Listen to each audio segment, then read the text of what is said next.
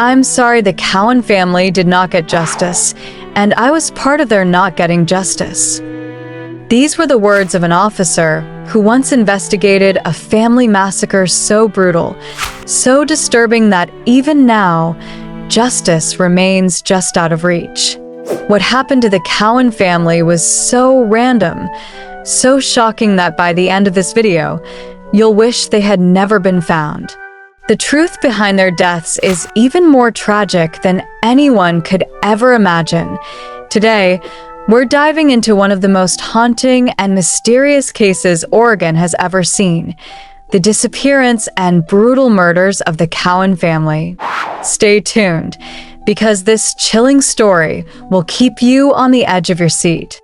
The Cowan family's story is a tragedy that still haunts the residents of Oregon to this day.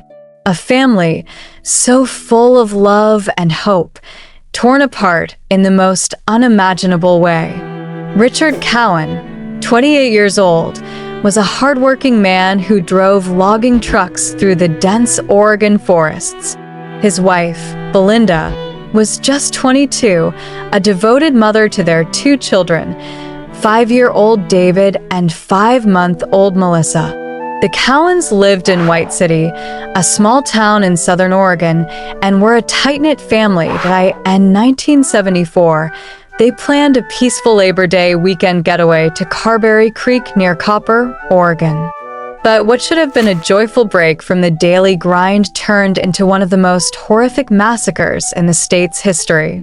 What happened that weekend is still a mystery, and to this day, justice has yet to be served. Richard, Belinda, and their two children were no strangers to the Oregon wilderness. They knew these woods like the back of their hands. Richard had initially planned to stay home and work on the driveway, but when that fell through, they decided to take a spontaneous trip to Carberry Creek. They packed their car, bringing along their basset hound, Droopy, and headed for the remote campsite, Copper, Oregon. Wasn't much of a town. It consisted of only a few houses and a general store. The family's plans were simple: camp for the weekend, visit Belinda's mother on Sunday, and then return home. The weather was perfect, and everything seemed set for a relaxing time, but something went horribly wrong. On Sunday morning, September 1st, Richard and young David were last seen around 9 a.m. at the general store in Copper. They had stopped by to buy some milk and supplies, but after that, they vanished without a trace. No one saw them again. Belinda's mother grew concerned when the family didn't show up for dinner that evening. She drove to the campsite to check on them, but what she found was chilling. The family's pickup truck was still parked by the road.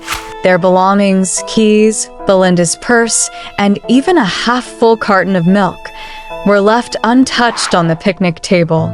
Richard's wallet, containing $21, and his Rolex wristwatch were still there, seemingly undisturbed by any robbery. Yet, there was no sign of the family. No footprints, no sign of a struggle. Just an eerie emptiness. Belinda's mother immediately contacted the Jackson County Sheriff's Office. A full-scale search began, involving helicopters, infrared technology, search dogs, and volunteers combing the area. But nothing was found. The disappearance made headlines, becoming one of Oregon's most perplexing mysteries. Rumors swirled. Some suggested Bigfoot might be responsible, but the reality was even darker. Months passed, and then, on April 12, 1975, 7 months after the Cowan family vanished, 2 gold prospectors made a horrifying discovery. While searching the woods near Sturgis Fork, they found scattered bones. As they looked further, they discovered a skeleton tied to a tree. It was Richard Cowan's body. Not far from there, they found a cave.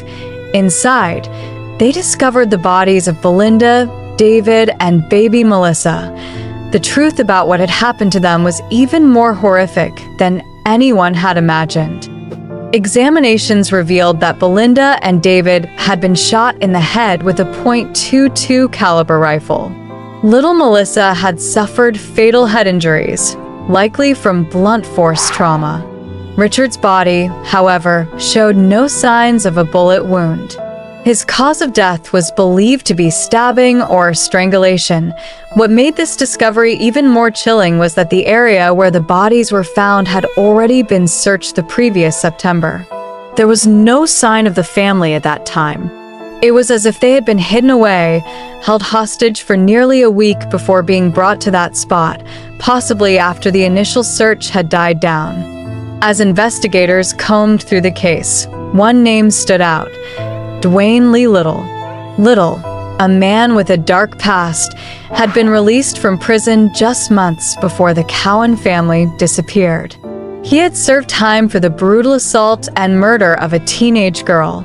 Despite his criminal background, he seemed to be trying to live a normal life in the small town of Medford. Just miles from where the Cowans had camped, Little owned a .22 caliber rifle, the same type of weapon used to kill Belinda and David.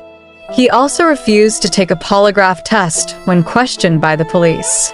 A series of coincidences and chilling details seemed to point in his direction. In a twist of fate, Little's truck matched the description given by an elderly couple who saw 3 people near the campsite. The truck belonged to his family. Moreover, an inmate who once shared a cell with Little claimed that he confessed to the murders.